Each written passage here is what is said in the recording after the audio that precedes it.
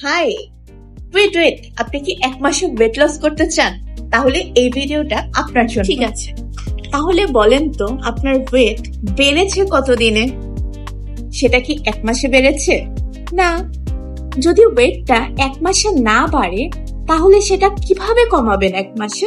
অবশ্যই আপনাকে সেটার জন্য সময় নিয়ে ধৈর্য ধরে প্রপার ডায়েট মেনটেন করতে হবে, এবং সেটা করতে পারলেই ওয়েট লস হবে।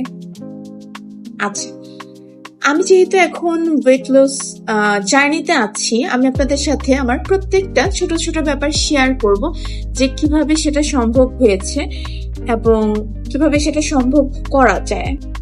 একটা বোনাস টিপস দিয়ে রাখি, সেটা হচ্ছে এখন মানে বর্তমানে আপনি যতটুকু খান চেষ্টা করবেন পরিমাণে তার চেয়ে একটু কম খেতে। এটাকে বলে ক্যালোরি ডেফিসিট। আর আপনি যদি আমার ওয়েট লস জার্নি দেখতে চান তাহলে অবশ্যই আমাকে ফলো করবেন।